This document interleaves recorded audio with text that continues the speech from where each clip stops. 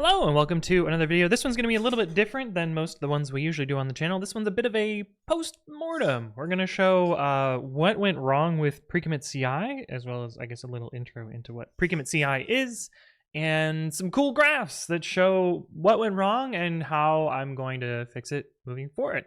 But anyway, let's jump into it. If you don't know, somehow...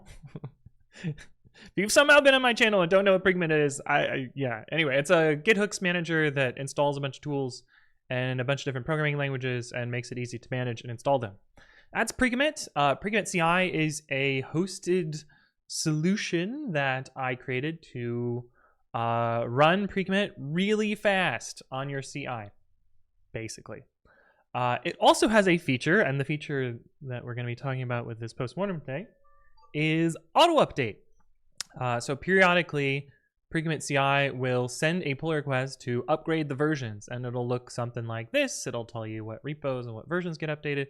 It batches them all up into one PR, so you don't really get a bunch of spammy PRs, and yeah, bumps the versions for you. Hooray! That's auto update. Okay, that's precommit.ci, and auto update. I wanted to talk about what went wrong. And for that, we're going to zoom in on this graph for this Monday, the 11th. And this is kind of the dashboard that I usually use to manually monitor how the auto update is progressing. Progressing. That's the right word. Basically, the way that auto update works is it enqueues every repo in the system. In this case, there are 27,500-ish repos. And then the auto update machinery processes those over time, and it will send out pull requests for updates that need to be made. So you can see here it takes about 6 hours to process those 28,000. We'll call it 29. We'll call it 30,000. That's a nice round number. It takes about 6 hours to process those, and so we're sort of looking at what 6 hours, 30,000. That's like 5,000-ish an hour. Auto update repos that it has processed. Now, not all of those are going to generate pull requests. You know, often repos don't have any updates at all. They have, you know, very few hooks, and those hooks don't release very often, and so they won't receive updates super rapidly. But this case, almost every repo in the system received an update because pre-commit hooks version 6 was released.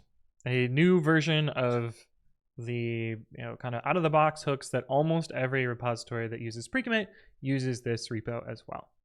And so almost everyone received an auto update PR, which meant, doing a little napkin math here, about 5,000 runs per hour were triggered. Now it wasn't quite like that. I think it's probably about there's probably about 20% of repositories that are set up with precommit.ci that don't actually have precommit, which is something that I need to somehow fix or worry about, because I'm basically spending money to do no-op compute for a bunch of repos. But anyway, that's a whole different problem.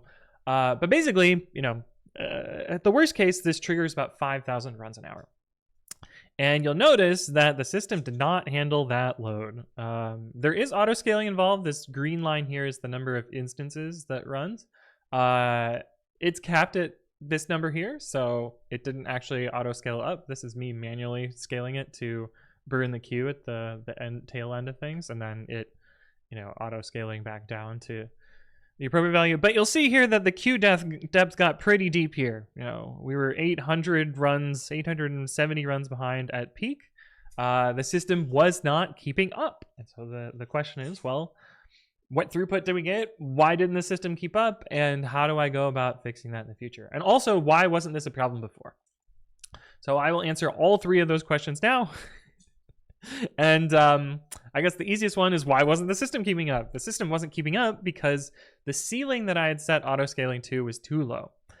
This value was appropriate for previous iterations of auto update, where it didn't enqueue as many repos and it didn't enqueue them as fast. And so it didn't need to run as many parallel runs at the same time, and so the queue flowed more naturally.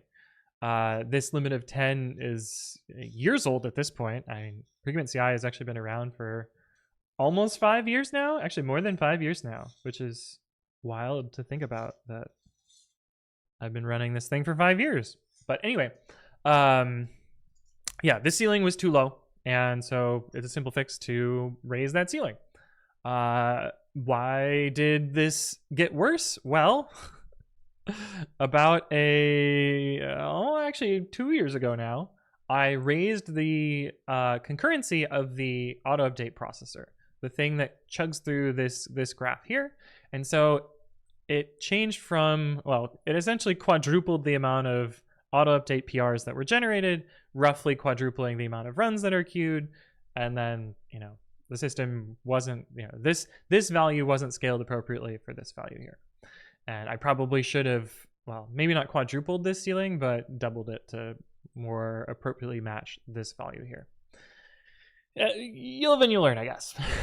So I will go back after the fact and probably encode one of these newer ceilings. Probably not this 30 ceiling up here. That seems a little bit high. And mostly the only reason to set a ceiling on auto scaling is so that it doesn't scale out of control. I don't want to suddenly spend infinite money running CI runs when some anomalous part of the system decided to scale up too much. So keep it in check and not spend too much money. Now the other question of this is like, yeah, the queue got deep. What did that mean for users, and how did people notice this? Well, one of my viewers actually noticed this. I also noticed this as well. I was like, why are runs slow? And they pinged in my Discord and were like, why are runs slow? Is it just me? And yeah, the average run duration, or the average queue duration, was pretty slow during this period because everything was backed up waiting on other runs, and with only 10 concurrent workers, it wasn't able to process runs that quickly. I mean, it still processed a lot of runs. Like, it was still doing like almost 60 runs a minute, which is sort of nuts. Like, we go to count. Yeah, you can see like some like this minute here, it processed 73 runs in a single minute, that's pretty wild. And I actually think average is not a good measure for queue duration here. I think minimum is actually better. The reason for this is, yeah, you can see the big difference in the tail end here. If you use average, each user account can only queue a single run at a time as sort of like a abuse prevention thing. And so runs will often stack up, especially with auto update, runs will stack up behind runs of the same user. And so you'll see kind of this sawtoothed queue duration for any of their runs. And so you'll see like this is pretty spiky here, but in reality, if we factor out the runs queuing behind their own runs, the average or the minimum ticked down pretty quickly after processing most of the queue. But anyway, yeah, runs at worst were backed up about 20 minutes. Yeah, this is kind of the worst case here, 1200 seconds, which is pretty unacceptable. That's pretty bad. You don't want to wait that long for CI, and part of the whole point of pre-commit CI is that it's fast. And if we're unable to deliver fast, then well, that's not good. But anyway, the fix for this is raise the ceiling. Better note to myself that if I'm gonna increase the speed at which we process this graph, I need to also increase the speed at which we process runs themselves, and then tackle those two together.